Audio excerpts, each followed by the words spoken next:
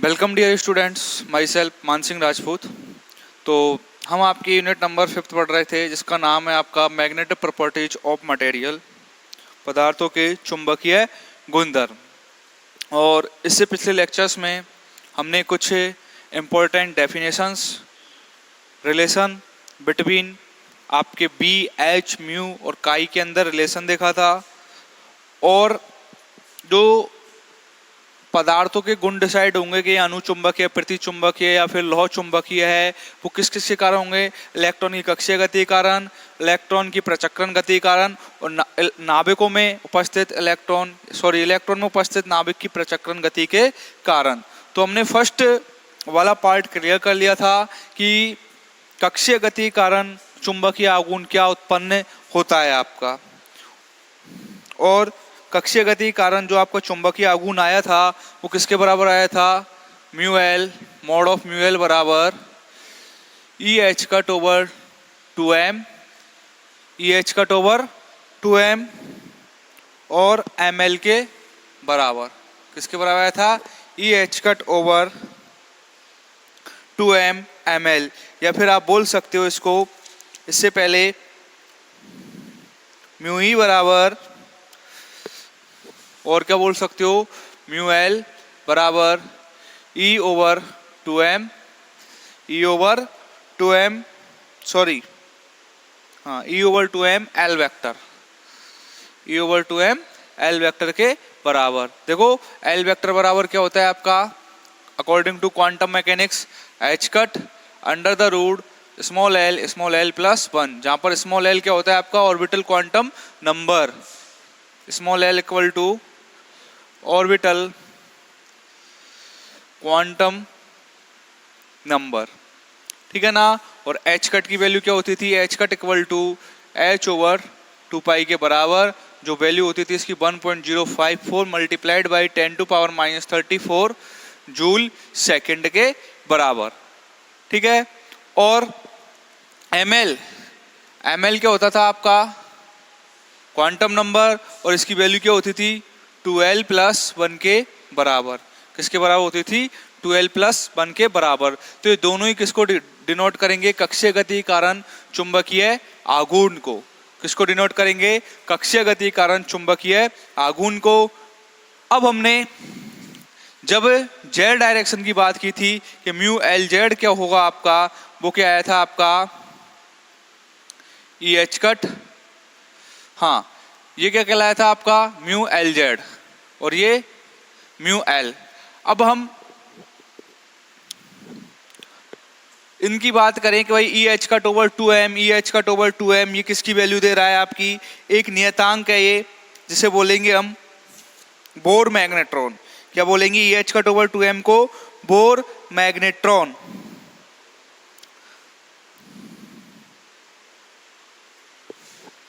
देखो इसकी complete value लिखेंगे तो क्या हो जाएगा? E H cut over 2m, L की जगह क्या हो जाएगा? H cut under the root L plus 1।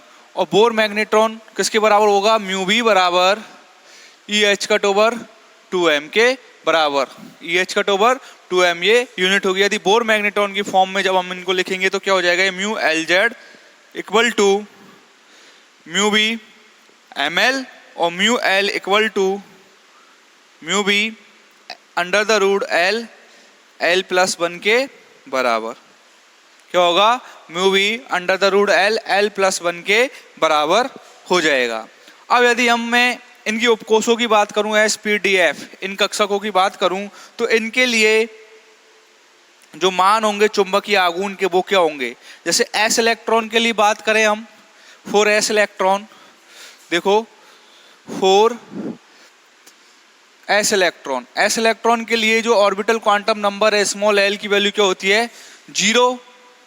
क्या होती है? 0। तो ये क्या हो जाएगा? देखो mu L equal to mu B under the root L plus 1। तो ये क्या हो जाएगी? टोटल वैल्यू 0, क्योंकि एल की वैल्यू क्या है आपकी? 0 के बराबर है। तो म्यू एल क्या हो जाएगा आपका? 0। इसी प्रकार 4p इलेक्ट्रॉन, देखो 4p इलेक्ट्रॉन पी इलेक्ट्रॉन के लिए जो ऑर्बिटल क्वांटम नंबर होता है स्मॉल एल, उसकी वैल्यू कितनी होती है 1 के बराबर। तो म्यू एल जो चुंबकीय आघूर्ण होगा आपका क्या हो जाएगा म्यू बी, और देखो under the root L L plus 1, तो क्या हो जाएगा √2 म्यू बी के बराबर। कितना हो जाएगा अंडर द √2 म्यू बी। इसी प्रकार S P D for D electron, देखो यहां देखो फॉर डी इलेक्ट्रॉन पी की वैल्यू एल की वैल्यू क्या होगी स्मॉल एल की डी के लिए 2, और ये वैल्यू कितनी हो जाएगी mu L vector D electrons के लिए under the root 6 mu B. और इसी प्रकार एफ के लिए हो जाएगा, एफ के लिए क्या हो जाएगी एल की वैल्यू आपकी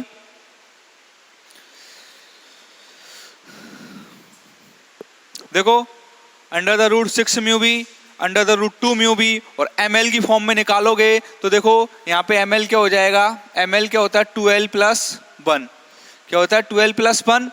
तो ओनली ऑन कौन सी वैल्यू आएगी, देखो एल की वैल्यू 0 है, तो एम एल की जो पॉसिबल वैल्यू होंगी 1 और पॉसिबल वैल्यू क्या होगी आपकी 0।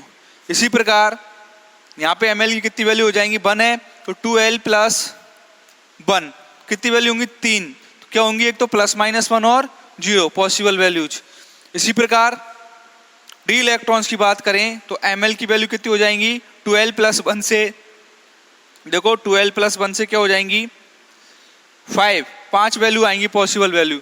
अब जो 5 पॉसिबल वैल्यू होंगी फॉर डी इलेक्ट्रॉन के लिए एम एल बराबर क्या हो जाएंगी प्लस माइनस 1 प्लस माइनस 2 और 0 के बराबर, ठीक है ना। तो ये एस पी डी इलेक्ट्रॉनों के लिए जेड की फॉर्म में और जेड घटक के रूप में, और आपकी कक्षीय गति कारण क्या है चुंबकीय आघूर्ण के मान है, ठीक है। तो आप इसका पहले स्क्रीनशॉट ले लीजिए, क्योंकि हमने एस पी और डी इलेक्ट्रॉन के लिए जो चुंबकीय आघूर्ण के मान है वो पहले नहीं पढ़े थे। जल्दी से स्क्रीनशॉट लीजिए, फिर क्वेश्चन करते हैं हम इनके ऊपर। देखो इसके ऊपर किस प्रकार से क्वेश्चन बनेगा, आपको एक तो फॉर्मूले याद होने चाहिए,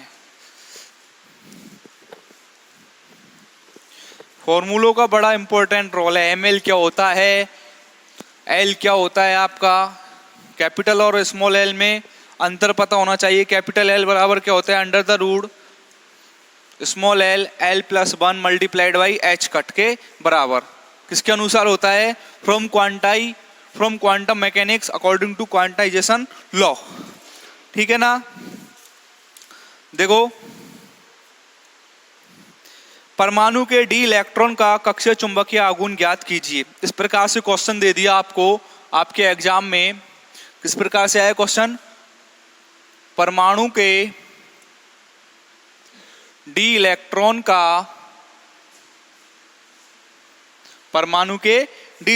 का कक्षीय चुंबकीय आघूर्ण ऑर्बिटल एंगुलर मोमेंटम, कक्षीय चुंबकीय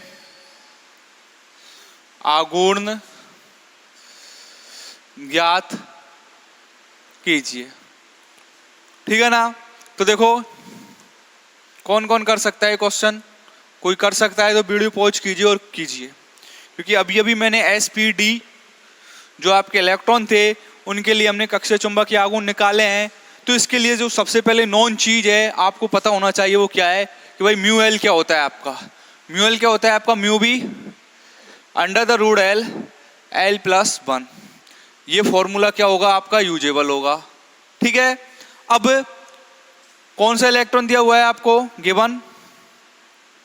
गिवन दैट कौन सा इलेक्ट्रॉन दिया हुआ है हमें, डी इलेक्ट्रॉन, और डी इलेक्ट्रॉन के लिए जो स्मॉल एल की वैल्यू होगी वो क्या होगी, देखो S P D F, small L के मान इनके लिए क्या होंगे 0 1 2 और 3, ठीक है। तो डी के लिए एल का मान कितना है स्मॉल एल का 2, तो वैल्यू क्या हो जाएगी, देखो म्यू एल वेक्टर बराबर mu B under the root 2 plus 1, तो कितना हो जाएगा ये √6 mu B, mu L vector बराबर √6 म्यू बी के बराबर। ठीक है, इसी प्रकार ये किसके लिए पूछ सकता था, एफ इलेक्ट्रॉन के लिए पूछ सकता था, या फिर एस के लिए, या फिर पी के लिए। तो आपको फॉर्मूला याद होगा और स्मॉल एल की इंफॉर्मेशन होगी तो आप प्रॉब्लम सॉल्व कर दोगे।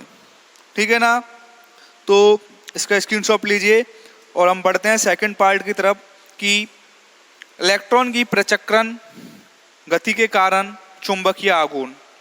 ठीक है ना, स्पिन मैग्नेटिक मोमेंट। तो इसको इरेज कर दूं मैं, सिंपल सा क्वेश्चन था आपका ये। ठीक है ना, तो देखो अगला हेडिंग है आपका नंबर सेकंड, कक्षीय गति के कारण हम देख चुके हैं।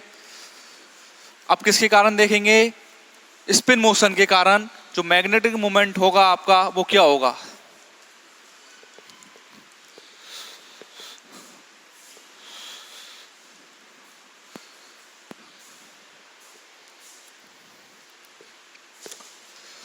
नंबर 2,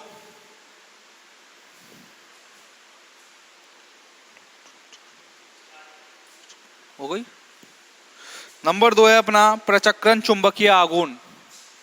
इलेक्ट्रॉन के प्रचक्रण के कारण, प्रचक्रण मतलब स्पिन के कारण, इलेक्ट्रॉन के प्रचक्रण के कारण, इलेक्ट्रॉन के प्रचक्रण के कारण या प्रचक्रण से संबंधित, प्रचक्रण से संबंधित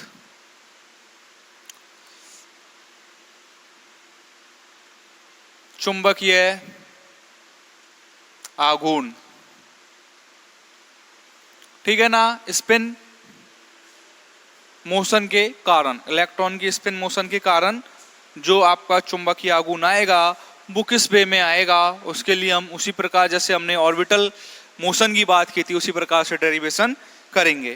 तो देखो परमाणु में हम जानते हैं इलेक्ट्रॉन नाभिक के चारों ओर कक्षीय गति के साथ साथ अपनी स्वयं की अक्ष के सापेक्ष या स्वयं की दूरी के परित क्या करता है, स्पिन करता है, घूमता है।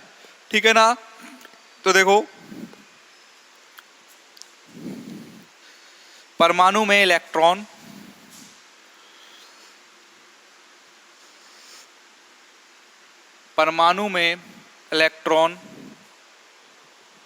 नाभिक के परित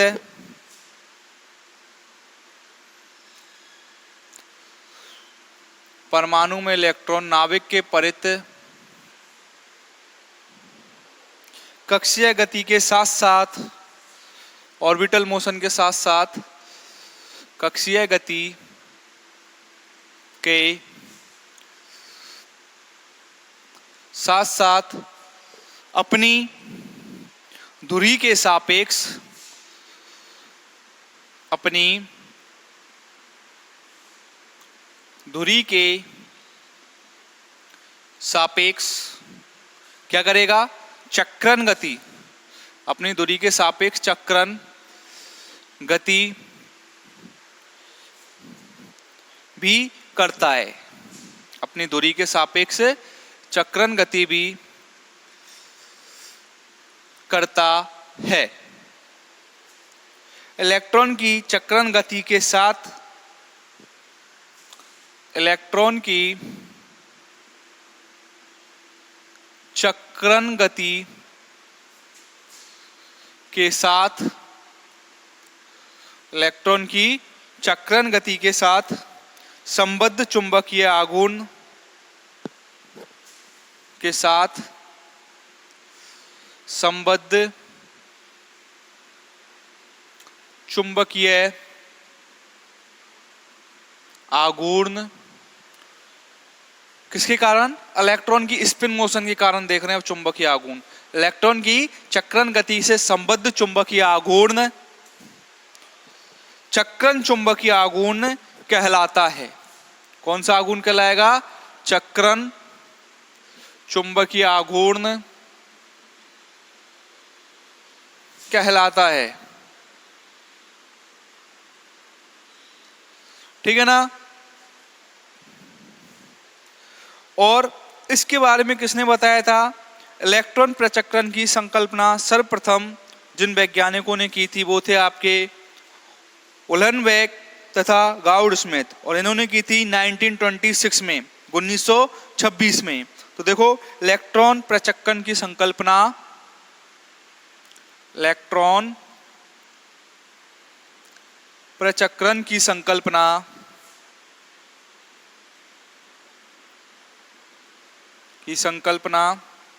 सर्वप्रथम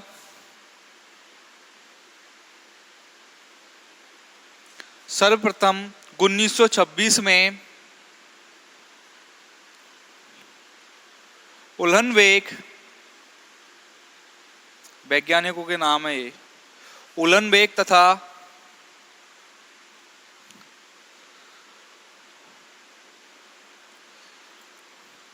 गाउड स्मिथ, उलहनबेक तथा गाउड स्मिथ द्वारा की गई, द्वारा दी गई। ठीक है ना। तो सर्वप्रथम कौन से वैज्ञानिक थे जिन्होंने इलेक्ट्रॉन की प्रचक्रण गति के बारे में बताया था? वो थे आपके 1926 में उलहनबेक तथा गाउड स्मिथ। ठीक है ना। कौन कौन से थे? उलहनबेक तथा गाउड स्मिथ। इनके अनुसार प्रत्येक इलेक्ट्रॉन का नेज कोणीय संवेग होता है, इंट्रिंसिक एंगुलर मोमेंट होता है, इससे हम प्रचक्रण कोणीय संवेग भी कहते हैं। इसका परिणाम सभी इलेक्ट्रॉनों के लिए समान होता है, और इलेक्ट्रॉन के प्रचक्रण कोणीय संवेग को हम कैपिटल एस वेक्टर से डिनोट करते हैं। किससे करते हैं? कैपिटल एस वेक्टर से। और according to quantum mechanics, capital S vector की जो वैल्यू होती है वो होती है H cut under the root small S plus 1 के बराबर। ठीक है ना। देखो,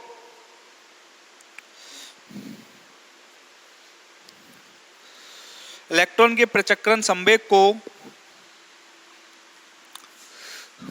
इलेक्ट्रॉन के प्रचक्रण संवेग को कैपिटल एस वेक्टर से व्यक्त करते हैं। किससे व्यक्त करते हैं? कैपिटल एस वेक्टर से व्यक्त करते हैं। तथा क्वांटम यांत्रिकी के अनुसार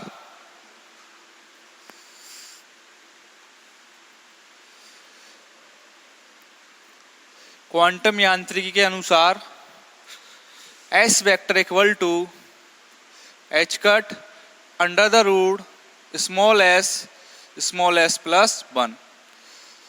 किसको दिखेगा? ये spin quantum number. Small S क्या होता है आपका? Spin quantum number. हेयर, यहां small S equal to spin quantum number, spin quantum number, और इसकी जो वैल्यू होती है स्मॉल एस की वो क्या होती है? 1/2।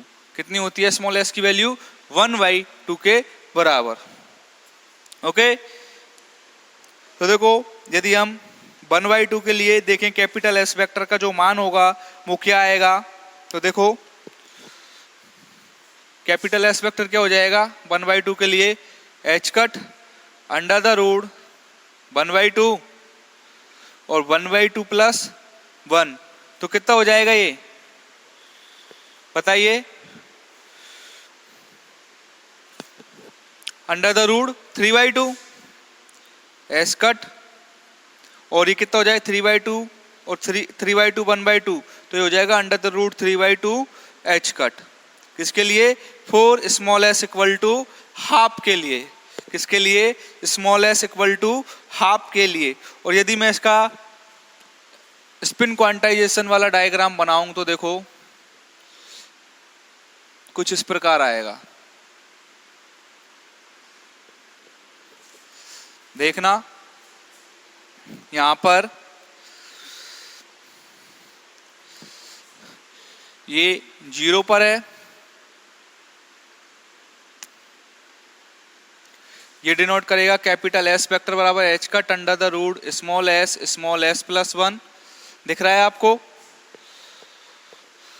और ये जो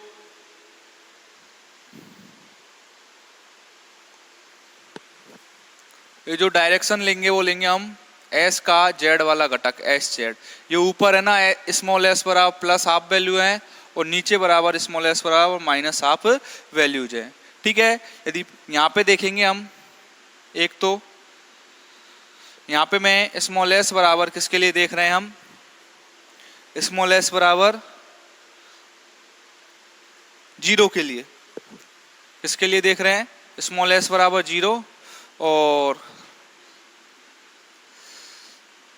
यहाँ स्मॉल एस बराबर हाफ के लिए। इसी प्रकार यहाँ स्मॉल एस बराबर 0 और यहाँ पर स्मॉल एस बराबर माइनस हाफ के लिए।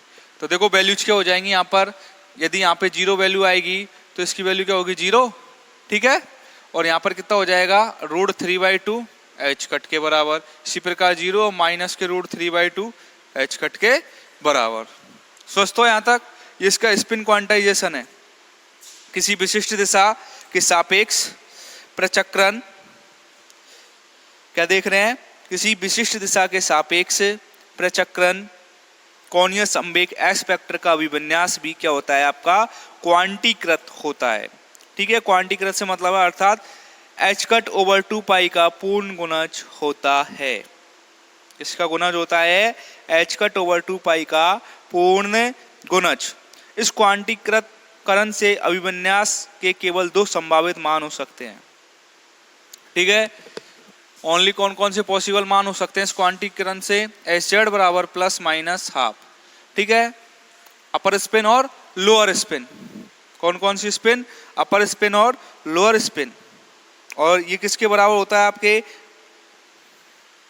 एच जेड बराबर प्लस माइनस हाफ या फिर plus minus H cut by 2, और ये बराबर होता है आपके एम एस एच कट के। किसके बराबर होता है, एम एस एच कट के। तो आप पहले इसका स्क्रीनशॉट लीजिए, से हम इसको अरेंज करके आगे बढ़े। बोर्ड पे दिख रहा है ना कंप्लीट आपको, स्क्रीनशॉट ले लीजिए बच्चों। आगे बढ़ते हैं हम, इसको अरेंज कर दूं।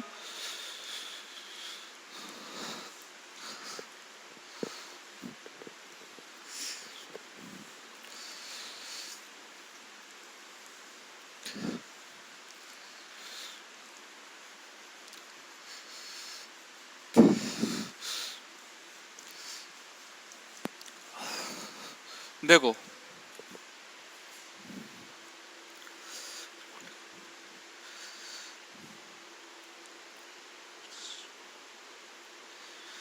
देखो किसी विशिष्ट दिशा, जैसे हमने ये डायग्राम बनाया है जो,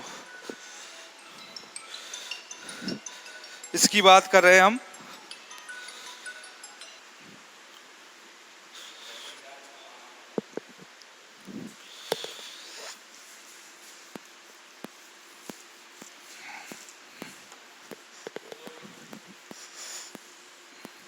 तो देखो जेड डायरेक्शन में हमने क्या देख लिया, इसका स्पिन क्वांटाइजेशन या स्पिन ओरिएंटेशन।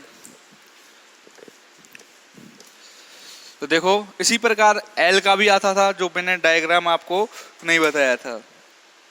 देखो किसी विशिष्ट दिशा के सापेक्ष, किसी विशिष्ट दिशा मतलब जेड दिशा के सापेक्ष, किसी विशिष्ट दिशा के सापेक्ष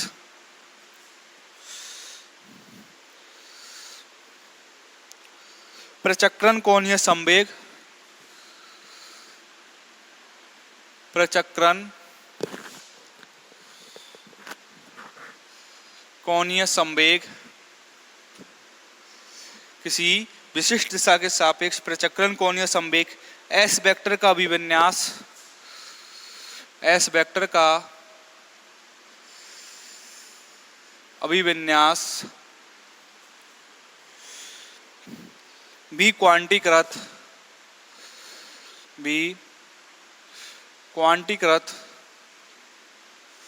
होता है। ठीक है ना, और इस क्वांटीकरण से अभिविन्यास में केवल 2 मान पॉसिबल हो सकते हैं।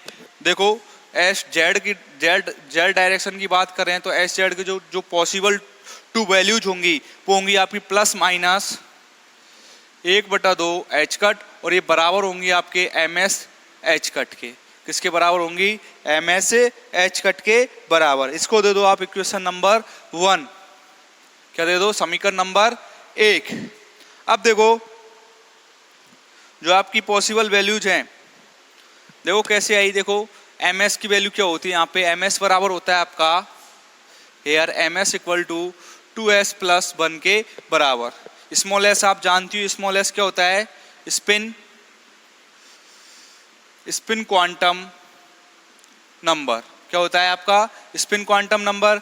हम देख रहे हैं एस बराबर हाफ के लिए, एस बराबर हाफ के लिए जो एम एस की पॉसिबल वैल्यूज होंगी वो क्या हो जाएंगी, 2 मल्टीप्लाइड बाई 1/2 प्लस 1, अर्थात 2 वैल्यूज होंगी और जो पॉसिबल वैल्यूज होंगी 2 वो क्या होंगी, प्लस माइनस हाफ के बराबर। तो देखो वही वैल्यू आ जाएगी आपकी plus minus half H cut, इसलिए दोनों आपस में क्या है, बराबर है। ठीक है, प्लस हाफ तो कहलाएगा ऊर्ध्वमुखी और माइनस हाफ कहलाएगा निम्नमुखी, ठीक है ना,